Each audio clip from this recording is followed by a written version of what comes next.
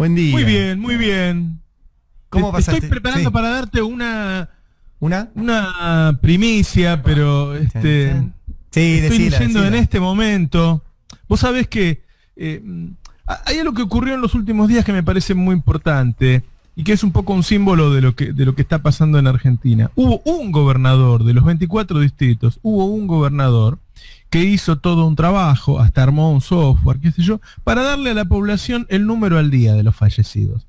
Cosa que en Argentina no es fácil, no estaba el sistema preparado para hacerlo. De hecho, en general no se saben los fallecidos de un año hasta 2 años después, no solo del COVID, ¿sí? Entonces Kicillof lo hizo, porque quiso tener la honestidad intelectual para que todo el mundo supiera.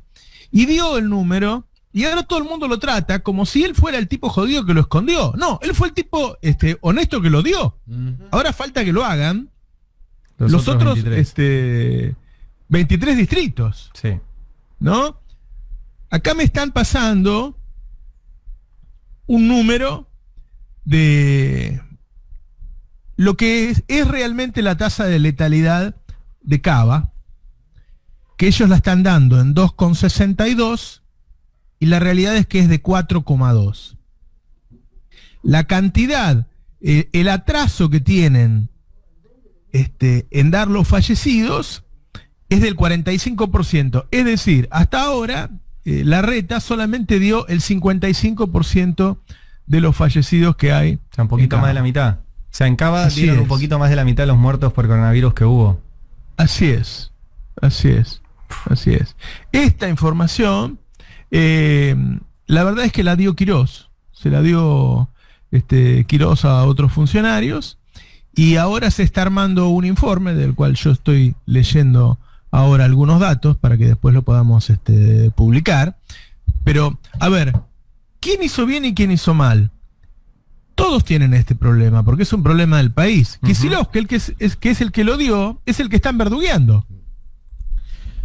Claro. Roberto, además es un problema mundial, no solo de la Argentina. Claro. Ahora, el único que se tomó el trabajo de buscarlo y darlo es el tipo que están matando en este momento. Ahora, ¿cuál es el segundo lugar que más subregistro tiene? Por la cantidad de fallecidos que tuvo. Es Cava. Claro. Es Cava. ¿Sí? Entonces... O sea que en la ciudad tenemos casi el doble de los fallecidos de los que hay registrados. No... Espera que te voy a sacar la cuenta justo porque es un cálculo, son varios cálculos, ellos dan un resultado total, pero viste que yo hago los números un poco más claros que ellos, me parece. 4.600 menos 3.090 igual. A mí me da que le faltan registrar 1.545 fallecidos. En la ciudad. Yo diría que Cava, si tiene alguna diferencia con lo que yo afirmo, que dé la realidad, ¿no? Esta es la cuenta que estoy sacando yo. Recordemos que la ciudad de Buenos Aires tiene casi 1.000 muertos por millón de habitantes, que es uno de los peores índices del mundo. Del mundo. Si se agregan estos datos, bueno, saltaría ese. Con estos datos sería peor todavía. Sí. O sea que faltan contar por lo menos, según tus cálculos, 1.500 fallecimientos por coronavirus en la ciudad de Buenos Aires. 1.545. Que ya tiene 3.000. Que como subregistro claramente es más que los 3.500 de Kicillof por la cantidad de habitantes que hay, ¿no? Claro, sí, sí. O sea, la provincia tiene 5 veces más habitantes. Y acá la provincia estaría teniendo 2 veces más. Es decir, el porcentaje de subregistro de Cava es muy superior al porcentaje de subregistro de la provincia. Pero además de eso, la provincia tuvo la honestidad intelectual y la capacidad para ir a buscarlos y sacar el número justo. Indudablemente Cava lo tiene también, pero no lo quiere dar. ¿Sí? Y los medios estuvieron todo el fin de semana pegándole a Kicillof. Y Kicillof lo que está haciendo es solucionando un problema de Argentina de muchos años, que como dice Nico Lantos, incluso es mundial. Y él fue el primero que lo arregló y lo dio. Y ahora resulta que Cava también lo tiene y no lo quiere dar. ¿No? Así que bueno, nada, eso. Que es parte de todas las cosas que se esconden, ¿no? Porque un poco la estrategia es buscar o inventar alguna cosa mala del peronismo al tiempo que tapás las cuestiones que tienen que ver con Juntos por el Cambio, ¿no? Sí. Eso. Qué tremendo, qué tremendo. Y además qué mal explicado siempre, ¿no? por esto, porque es algo que le pasa a todos los países, que siempre pasa, que con cualquier enfermedad, o sea, no es que nadie lo esté ocultando a propósito hasta ahora.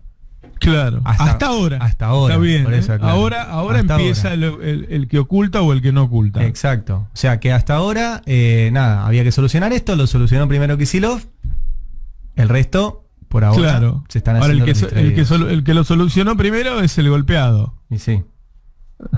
Bueno, Sí. pero ahí te podés dar cuenta cuáles son los dirigentes que a la hora de gobernar priorizan la salud pública y el bienestar de la sociedad antes que su imagen, y los que gobiernan por focus group, aunque eso implique hacer cosas que a la larga van a causar más daño.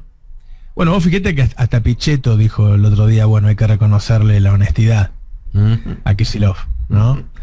El mismo al que hace un año le decían narcotraficante, ¿se acuerdan? Comunista. Porque digo, no pasó Claro. tanto de la campaña. Claro. Sí. Qué manera de no especular, ¿no? La de Kicillof. Axel. Claro. O sea, podría haber especulado y seguir como todo el resto. Mira, Y decidió no hacerlo. el sábado de la mañana hablamos con Enio García, uno de los asesores que trabaja ahí en el Ministerio de Salud, que nos contó que ellos, bueno, venían trabajando en este sistema para triangular datos y demás, y cuando llegó esta información, que en principio el sistema se había trabajado en realidad puertas adentro como un insumo para generar mejores políticas públicas. Si vos sabés, digamos, los casos del día en vivo y en directo, tenés mejores condiciones para trabajar con respecto a la toma de decisiones. Cuando vieron que la diferencia era tan de esa magnitud, se la llevaron a Kicillof y le dijeron, ¿qué hacemos? Y Kicillof dijo, no, bueno, esto lo tiene que saber la gente. No se puede trabajar con un dato en privado y en público hablar de otro número. Fue una decisión política, digamos, avanzar y blanquear este número. Qué bicho raro, Sí, ¿eh? Quirós dijo, los prestadores cuando están con mucho trabajo priorizan la atención y dejan para Así es. los espacios con más tranquilidad la carga en el sistema nacional, lo Así cual es. genera demoras. Esa demora tiene dos consecuencias diferentes, sobre el carga de la PCR positiva y sobre los fallecidos. Pero cuando le dijeron, bueno, ¿por qué no juntás los datos? Si los das, dijo, ni loco. Está claro. O sea, lo que dice sobre que las demoras en las cargas tienen que ver con la sobrecarga de laburo es así tal cual. Sí, en muchos lugares no cargan porque ese personal está dedicado a otras cuestiones más urgentes. Guarda con la tasa de letalidad Pero que sería altísima, altísima. 4,2, ¿eh? Altísima. El Estado tiene que suplir, digamos, esa diferencia. Así es. 4,2, Bueno, no sé si hay países con esa tasa, ¿eh? Sí, hay. bueno. Sí, o hay países, pero que andan muy mal. Ahora te digo exactamente cuáles son los peores, pero Las cosas que le cubren a este muchacho, ¿no? tasa de letalidad.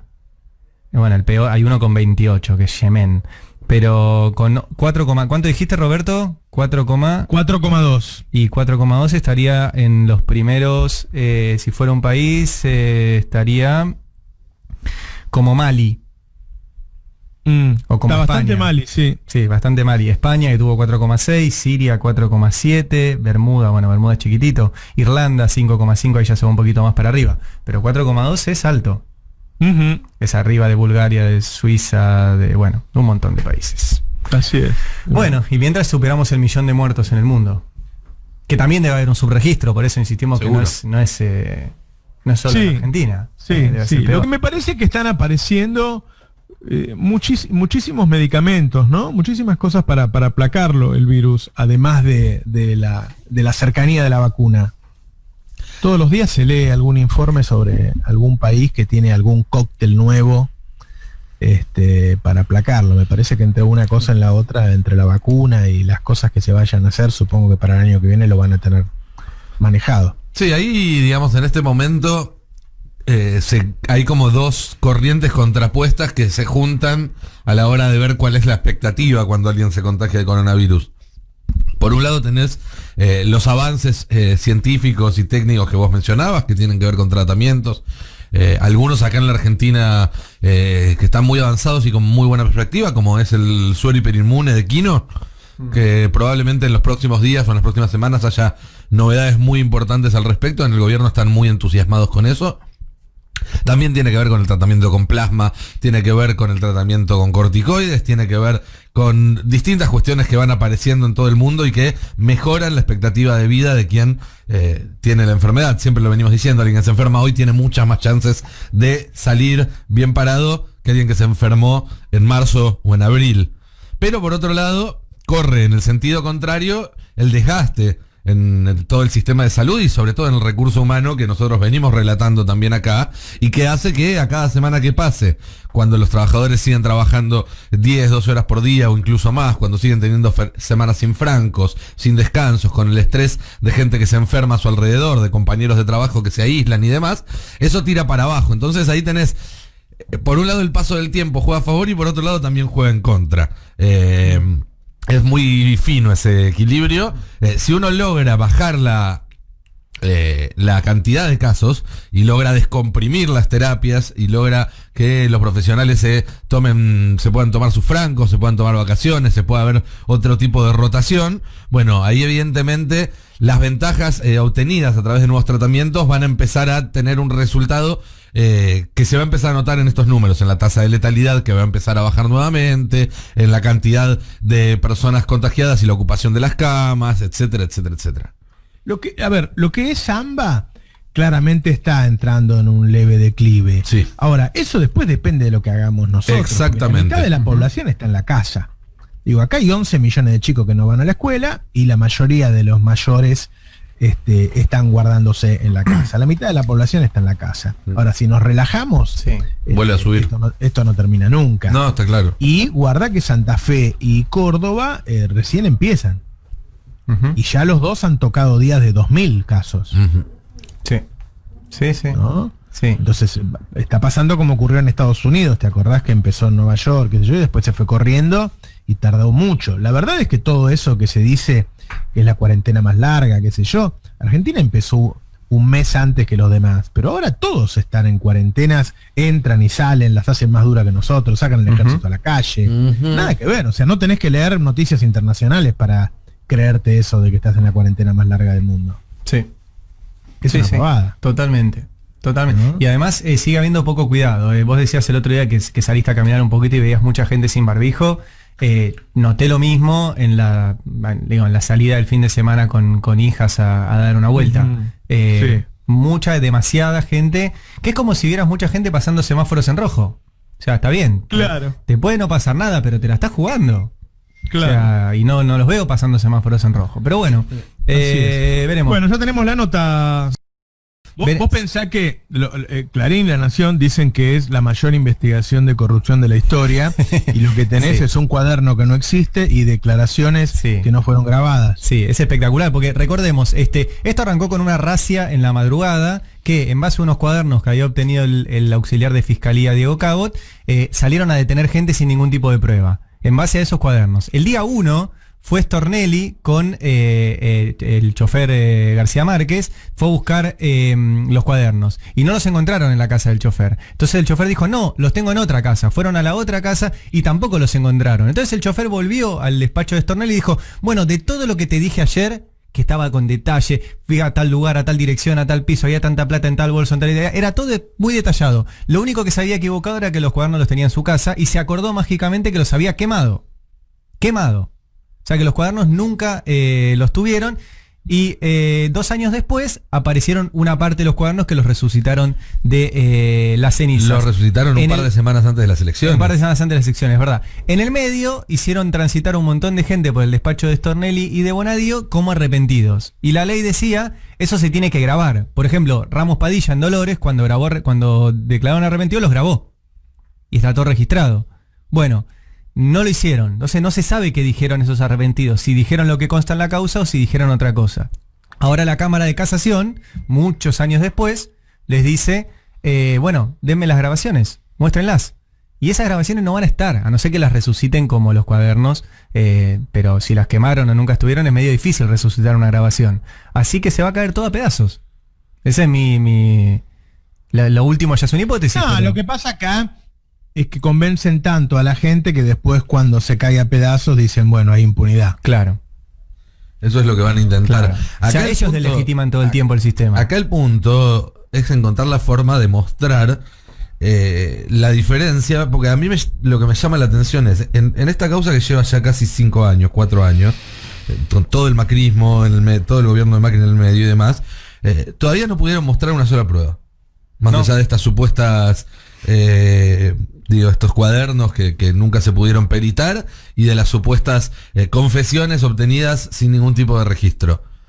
En solo 9 meses desde que Macri dejó el poder, las causas que investigan lo que hizo Macri están acumulando una cantidad de pruebas documentales, es decir, que se pueden ver, que se pueden tocar, que se pueden evaluar, que se pueden investigar, enorme, ¿no? Los 2 casos de la semana pasada, lo que tiene que ver con el espionaje a Ara San Juan y el espionaje político, son solo 2 ejemplos, pero también pasa con las causas de corrupción, pasa con la mayoría de las investigaciones que están avanzando sobre hechos cometidos durante el gobierno de Mauricio Macri. Entonces creo que el énfasis en la comunicación se tiene que poner ahí, en que algunas son denuncias que están basadas en simplemente las palabras de algunas personas y en maniobras poco claras, y otras son denuncias que tienen detrás un cuerpo probatorio realmente contundente. Sí, no, lo que hay es impresionante. Lo de la semana pasada, Roberto, el espionaje en elecciones mostrado en los papeles que estaban en las bases de la AFI, o sea, no es un cuaderno del chofer del Cuervo Larroque. Ahora, eso no lo he sucedido nunca desde la vuelta a la democracia. No. Tiene una gravedad institucional enorme. No. Ahora, los medios no le dieron bola. Cero. Y de hecho el enfoque, incluso algunos lo mencionaron, pero el enfoque que le dimos nosotros, no por la vanidad, sino por la importancia, porque además lo importante lo hizo el juez, nosotros lo reprodujimos, pero el enfoque era, hicieron espionaje electoral. O sea, utilizaron ni siquiera Página le dio el principal título de la etapa. No, Página se fue con el caso del diputado salteño. En el título principal. Es muy... viste que el otro día hablábamos de que se utiliza siempre como ejemplo del periodismo, de lo que tiene que hacer, de la valentía, de las reglas periodísticas, el Watergate, ¿no? Uh-huh. El Watergate fue un caso de espionaje político electoral. Claro. Es eso. Un caso de que había un gobierno espiando a sus opositores en un hotel que era el Hotel Watergate. Y mucho más focalizado que lo que se descubrió esta semana, porque el Watergate era el espionaje en una oficina, en un edificio, el edificio Watergate, por eso el caso se llama así. Acá lo que se está viendo es un sistema montado para espiar de forma sistemática a toda la oposición. Uh-huh. Y aparte del oficialismo también. Aparte del oficialismo, sí, entre ellos también. Y no, es ese... A mí me preocupa mucho, Roberto, lo charlábamos el viernes. ¿Cómo naturalizamos el espionaje? ¿No? O sea, bueno, otra más, viste, ya estoy harto de escuchar de esto. ¿Cómo vamos a estar hartos de escuchar de que espiaban? Y que además, ahora en un rato la vamos a subir en detalle. Hay una orden escrita. Cuando crean las bases en la provincia de Buenos Aires, que es a lo que nos referimos, o sea, lo que hizo el macrismo fue crear 6 bases nuevas en el conurbano para hacer espionaje político. Y la resolución que las crea dice, el objetivo que tienen es hacer espionaje político. Y eso está prohibido. Y no, y ese documento es de acceso público. O sea, lo tenemos nosotros, lo puede conseguir cualquiera. Es un documento... a mí me cuesta entender que no sea el tema principal ese. Me cuesta, ¿no? Y me duele además que lo naturalicemos. Que naturalicemos. La gente de C5N, ¿no? Le presta mucha atención al tema. Y después nadie más. No. Después nadie más. Nosotros y ellos. No. Y nadie más. No, tampoco hubo una reacción de los espiados. Algunos periodistas en particular sí, pero no los medios. Sí. No, y los espiados tampoco, pues espiaron a todos, espiaron a Randazzo, a Massa, a Stolbizer, al Frente de Izquierda, a Cristina. Imagínate si hubiera sido al revés. Yo lo que creo es que en este momento en el que hay tantas acciones destituyentes, en el que tenemos problemas con el dólar, en el que se genera una sensación de que ellos pueden o bien voltear al gobierno o bien ganarle las elecciones, hay una serie de actores que empiezan a asustarse y a correrse. Y que entonces no cumplen sus funciones, no hacen lo que tienen que hacer, se esconden, hablan de otra cosa. Ya lo vi y lo veo que está pasando nuevamente, ¿no? Empiezan a Especular. Bueno, ellos Sí. lo que más hacen es generar miedo. Lo que más hacen es generar, lo hacen contra nosotros también, todo el tiempo, lo están haciendo ahora con toda la fuerza que pueden. Sí. Con nosotros están gastando energías que yo les diría que la dediquen a otra cosa. Porque A ya- vos ya está probado. esta última semana te estuvieron Sí. dando Qué ganas, ladran sí. Sancho, ¿no? Sí. Es la verdad que es inconducente, ¿no? Porque imagínate que si lo han hecho durante tantos años y no al contrario, a mí me da una energía, ¿viste? Sí, sí, el mejor Navarro es el Navarro atacado y enojado. Bueno, así hicimos esto, ¿no? Sí. Así hicimos esto. A mí me predispone muy bien. No lo traten Muy bien a Navarro porque se achancha. Me achancho. Pero te lo juro, te lo juro. Mirá que van a aprender, van a empezar ahí, qué bueno que es Navarro. Te lo juro. Pero bueno, yo me doy cuenta que lo hacen conmigo y lo hacen con otros. Sí, obvio. Y tiene efecto. Y en general sí. Quizás sea más normal la persona que reacciona ante esas cosas que no reaccionar, qué sé yo. Pero yo creo que ya hay gente que se está corriendo. Que ya hay gente que por temor, nada, no está diciendo las cosas como son. ¿Viste? Y la forma en que se trató el tema de espionaje, de tu denuncia, me parece que ya lo dejó entrever, ¿no? Más vale hablamos de alguna cosa más banal y qué sé yo, y no de lo que se acaba de denunciar. Pero bueno. Che, un dato que quería darles es, por primera vez,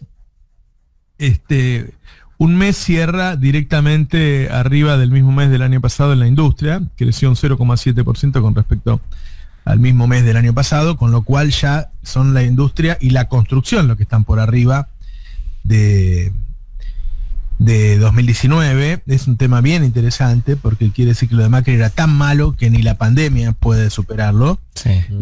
Y aún con pandemia, porque digamos que una buena parte de la actividad está paralizada, ¿no?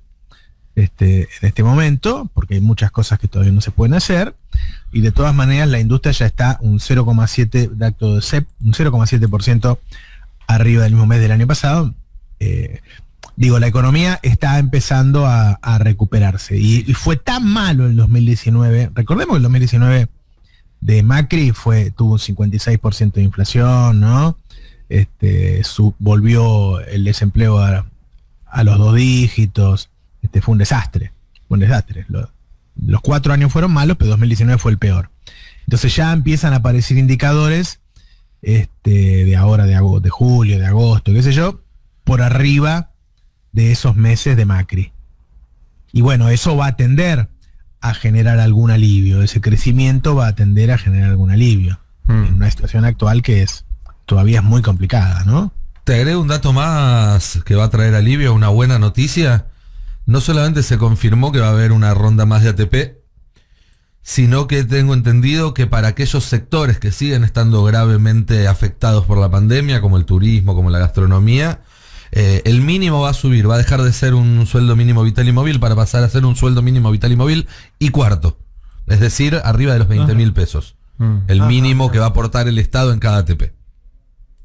Esto se logra porque se están recortando los ATPs a otros sectores que, como vos bien decías, claro, se está recuperando. Lo que se le saca, digamos, a trabajadores que dejan de percibirlo se redistribuye entre los que lo siguen percibiendo. Bien. Claro. O sea, se va a invertir la misma plata, pero de otra forma. No sé si es exacto, no quiero decir que sea exactamente la misma, quizás un poco menos, un poco más, pero lo que entiendo es que es eso, es el ATP en esta sexta ronda va a llegar a menos trabajadores, pero a aquellos que están en sectores que siguen siendo muy afectados por la pandemia, va a subir el monto. Sí, yo pienso que en los próximos meses depende mucho de si pueden aplacar el tema del dólar. Vos sabés que van a salir algunas medidas ya más relacionadas a la oferta, que era lo que veníamos pidiendo nosotros, ¿no? Están en negociaciones con cerealeras, con mineras, con los exportadores, Sí. para que liquiden dólares. Vamos a ver, creo que entre hoy y mañana va a haber anuncios, ¿eh? Sí, lo contábamos más temprano. Sí. Y bueno, eso es imprescindible para que no se vuelva a parar la economía. Claro. ¿No? Sí, para que el Ya piso vamos. haya estado en abril y ahora lo que venga sea una recuperación más lenta, más rápida, pero Así no es. entrar en un serrucho. Así es.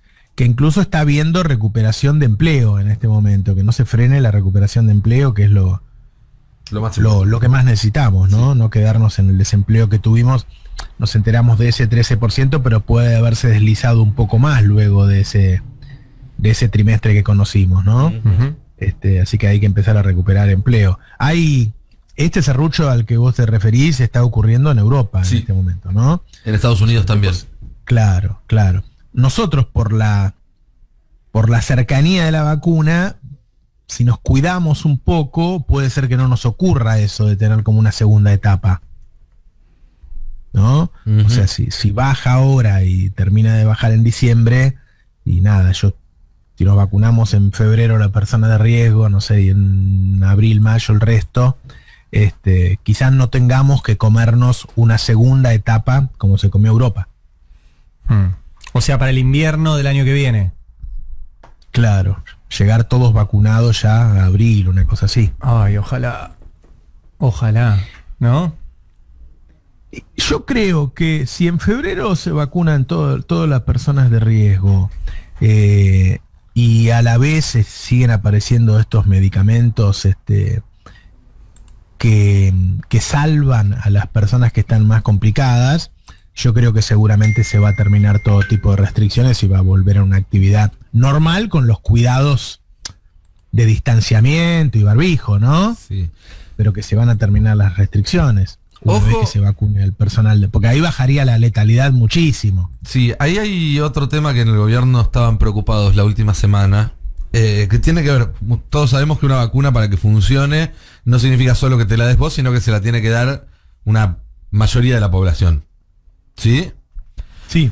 Ya hay, obviamente, dentro de todos estos sectores extremistas, anticuarentena y demás, obviamente los antivacunas, que son persistentes a esta pandemia, pero que tomaron mucha fuerza.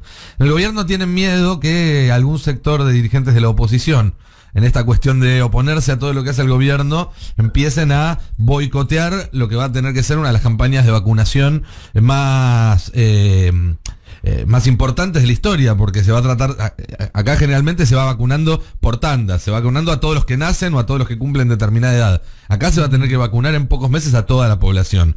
Va a ser un esfuerzo muy importante y hay miedo con que surja, digamos, cierto boicot por parte de la oposición a esto. Esperemos que no suceda. Uno se imagina que eso, si lo hacen por atrás, no me lo imagino manifestándolo. Claro. ¿No? No, me parece un poco fuerte, qué sé yo. Sí, es fuerte. Manifestarse antivacuna. Sí, igual acá ya han pasado todos los límites, o sea, ¿no? O sea, deje lugar a la imaginación al poder, pero al revés, es la imaginación a las locuras opositoras, porque no hay... es muy insólito, es muy insólita esta oposición. Sí. Y la última, Roberto, antes de que termine, porque ya estamos pasaditos, pero viste lo de los impuestos de Trump, ¿no?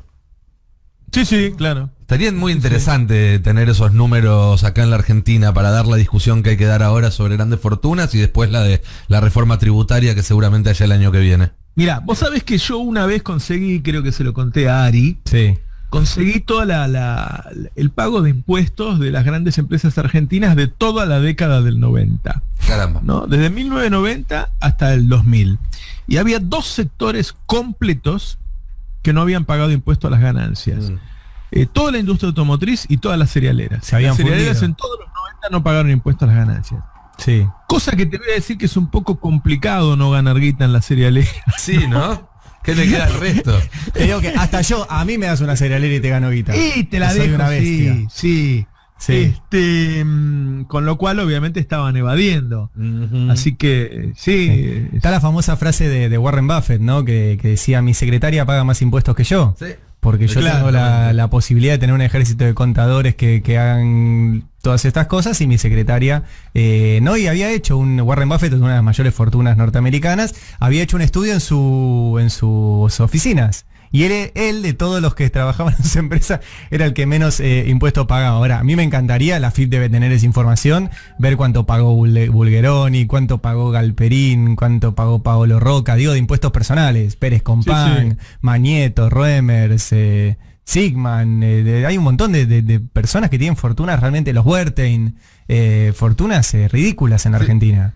Y otro dato interesante que me encontré este fin de semana, en un informe que estoy leyendo y probablemente escriba algo para el Destape. Es un informe que tiene un par de años ya, que es el Instituto Peterson, que es un instituto que estudia economía a nivel global muy, muy prestigioso, y que evalúa cuál es el origen de la fortuna de los millonarios en cada país. ¿Sí? Porque hay países donde la mayoría de los millonarios se hicieron con la industria, otros que se hicieron con el sector financiero, etc. Sí. En la Argentina el 80% de los millonarios heredaron. 8 de cada 10 millonarios hicieron su fortuna heredando. Los otros dos lo hicieron en el sistema financiero. Sí, esto para los que dicen que el impuesto a las grandes fortunas va a atentar contra la industria, va a atentar contra el empleo. Los que tienen mucha plata en la Argentina no dan empleo. A ver, comparativamente o proporcionalmente no dan empleo o no dan todo el empleo que deberían dar para que este país funcione. Como decía Rinconet, el impuesto a las grandes fortunas es un desincentivo a nacer rico. Hay un problema. Hoy empezábamos el pase hablando de a Kicillof se lo trata mal porque dijo la verdad y a Larreta se lo trata bien porque miente. Hay un problema de incentivos morales muy grande en Argentina, porque se trata bien a los inmorales y se trata mal a los morales, ¿no? Sí. Y entonces es un desincentivo muy grande para hacer las cosas bien. Tiene que salir de vos. Porque lo otro que juegan las personalidades, que es el qué piensan los demás de vos, ¿no? Eso aparentemente ya ha dejado de estar relacionado con quién sos vos, ¿no? Es decir, vos haces las cosas bien, pero ya hay un montón de gente que dice que vos haces las cosas mal, todo el mundo piensa mal de vos, con lo cual no valió de nada. Eso es un desincentivo a hacer las cosas bien, ¿no? Claro. Y por el contrario, el tipo que sabe que puede hacer cualquier cosa, pero lo van a cuidar, es un incentivo, qué sé yo. Digo, la nata no podría estar en la televisión. Digo, ¿no? No. No, con todo lo que hizo, no. ¿No es cierto? Y o sea, no debería verlo nadie, puede decir lo que quiera, pero no debería moralmente y éticamente. Entonces, ¿qué incentivo tiene el tipo para dejar de ser un inmoral? Sí. Si no paga ningún precio. Sí. ¿No? Tiene que surgir de él, qué sé yo, ¿viste? Tiene una abuelita buena, no sé. El problema de los incentivos juega en todo, no solo en la economía, en la vida juega. Sí. ¿No? Entonces, no hay incentivos en este país para tener una conducta moral. Por el contrario, generalmente el que está del lado del bien es maltratado. Sí. Sí, tal vez tiene que ver con algo que siempre caemos, ¿no, Roberto? Que los que terminan diciendo quién es moral y quién no es moral son los medios de comunicación. Y los dueños de los medios están en el mismo lugar que todos esos personajes. Por lo tanto, el gran problema es que tiene que haber más medios que señalen. Porque si no, solamente hablan los medios que ocultan. Es lo mismo que la historia, ¿no? ¿Qué sé yo? Digo, pues vas a leer la historia. Sí, digo, pues si hay gente inmoral son los dueños de Clarín y La Nación, que se robaron una fábrica de papel, para lo cual secuestraron, torturaron, violaron y mataron a los dueños.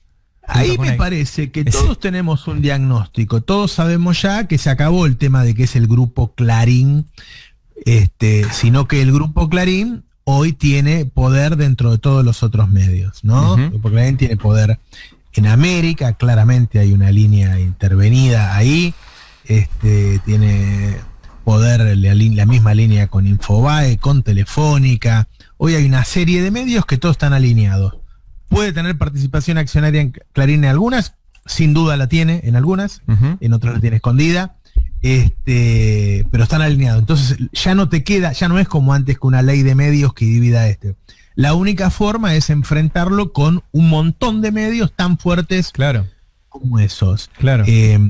Eso no, hasta ahora no está dentro de la política del gobierno, que más bien es procíclica.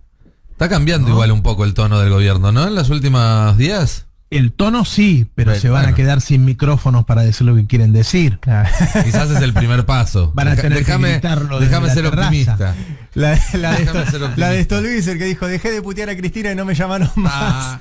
Bueno, eso es excelente, porque ese es otro incentivo a ser un hijo de puta. Sí. Si vos decís barbaridades, mentiras, la televisión te premia y te lleva.